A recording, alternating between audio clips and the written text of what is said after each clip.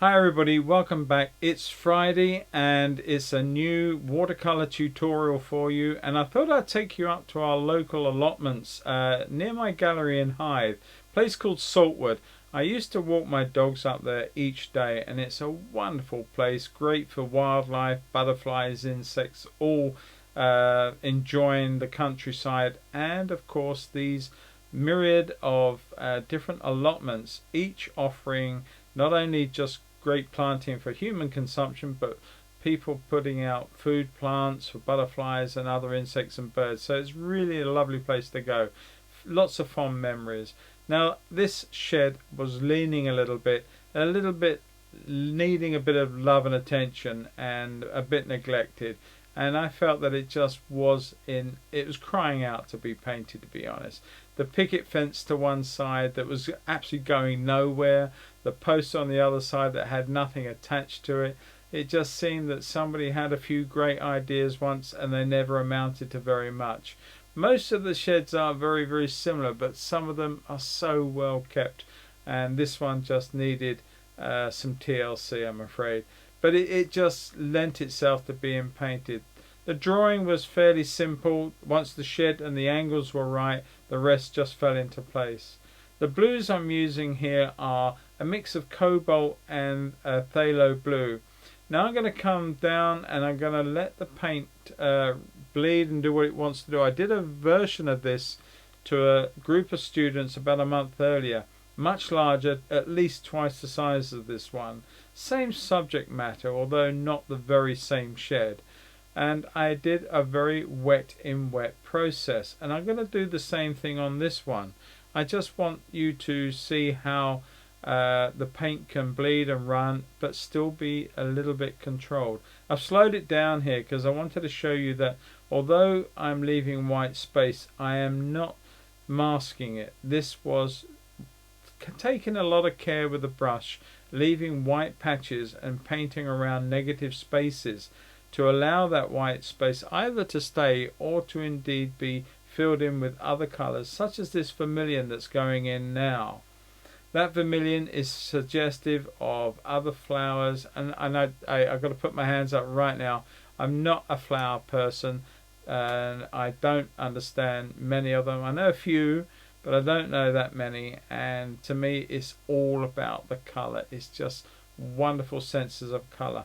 And although this is actually a good point to think of, because these colours on here now going in are dark phthalo greens and dark vermilions, and they look very strong, but further on in the painting you'll notice how pale they are, and indeed that red will have to be done at least one or not two more times.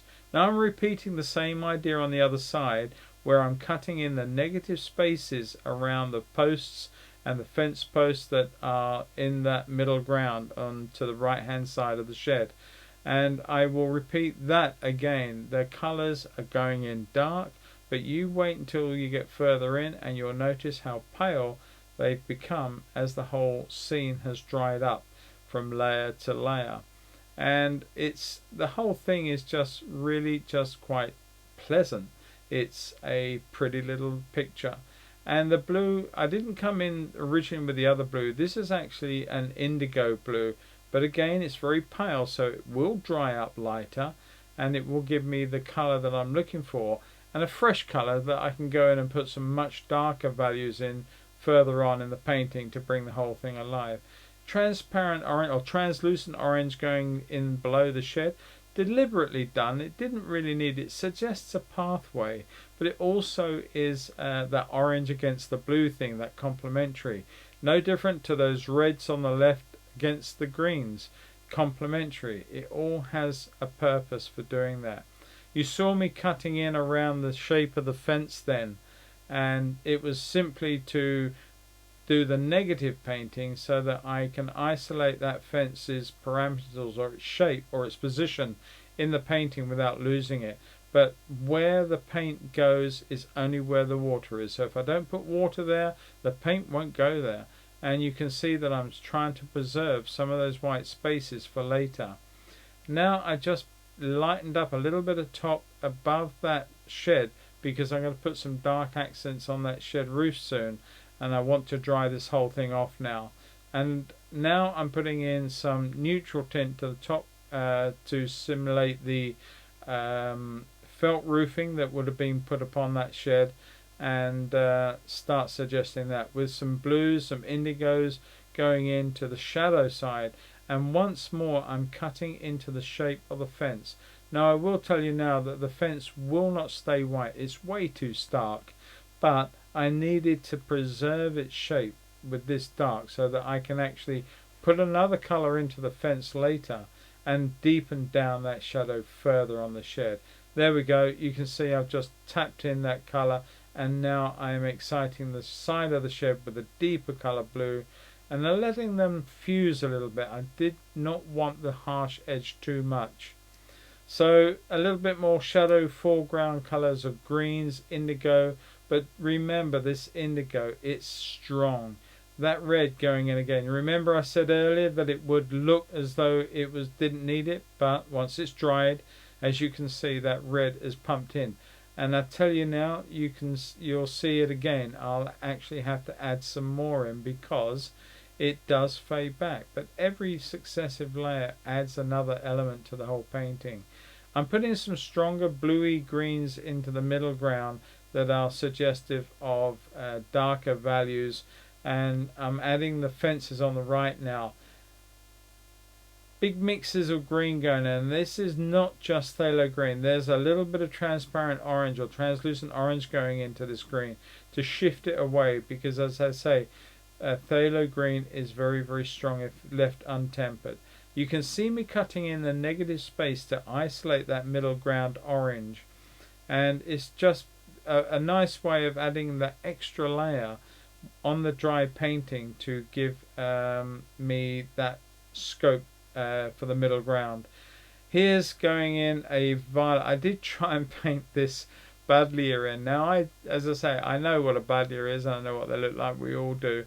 They're a fantastic plant. They don't need a lot of nutrients. In fact, you see them on the side of railway cuttings, growing out the sides of walls. They don't need a lot to take hold, but they are a prolific plant. Some people call them a weed. I love them because they feed butterflies, they feed insects, and people on the allotments like this just allow them to grow and do their thing, and they are fantastic food plants. A lot of neat phthalo green went in then. I wasn't sure if it was the right move, but I think at the end of it, it worked, and I was happy that I made that play. But it could have gone the other way, and I would have had an awful job trying to lift it out. But again, I'm using that negative space to define the fence posts whilst leaving that middle ground.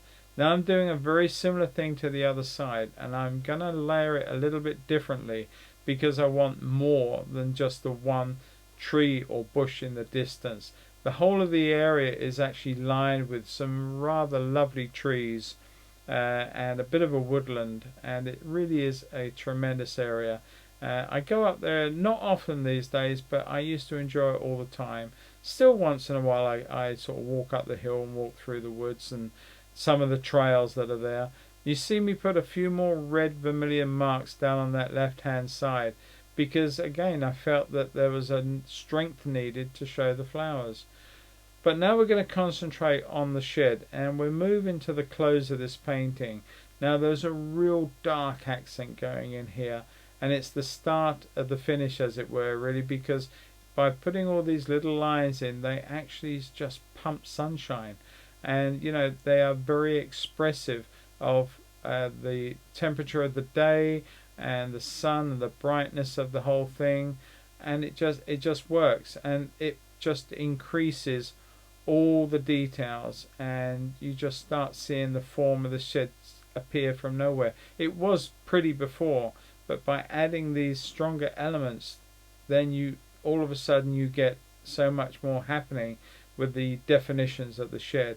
And it doesn't need too much more. I've got to put in a few more darks and details around the foreground and the posts and one or two things just to define them, to give them a real sort of presence in the painting, and the shadows which then anchor them to the ground. And now I'm doing that picket fencing at long last. Poor thing's been neglected. probably as neglected by me as it's neglected in life, as it happens. But it's I just enjoy painting this, and it's a place to go and visit lots of times, because not only have you got all of these elements within it, you've got so many other facets to this. My very first ever plein air film I did, going back probably 6, 7 years, or even probably even longer than that. I actually stood at the top of this field and looked down, and back then you could see the sea through the distance, and it created the backdrop to my plein air painting. Sadly, now the powers that be have put a lot of planting in the centre of this area, and they've grown up over the years, and you can no longer see the sea from anywhere on the field, which is quite sad, really. But I understand, things have to be done for reasons. Now you can see I'm just tapping in little bits of detail now, just refining. And you know how that white picket fence became quite grey, quite drab at one point against the shed, and yet now it's redefined. And that's because what I've done is I've used light and dark accents.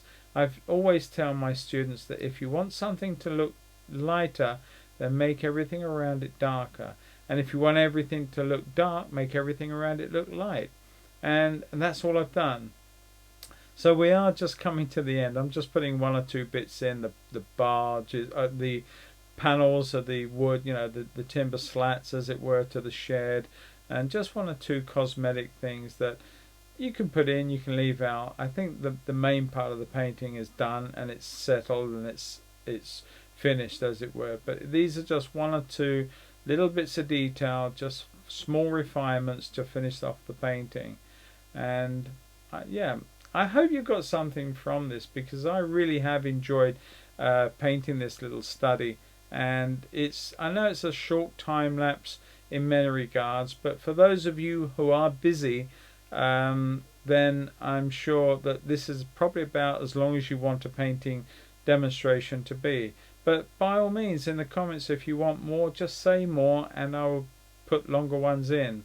And I just want to say very quickly before I do finish, thank you to all my new subscribers that have come on and helped support my new channel. That's fantastic, and I really appreciate your help. Really, really kind of you. Now the final bit, the big reveal. Let's take that tape off. Let's look at the painting.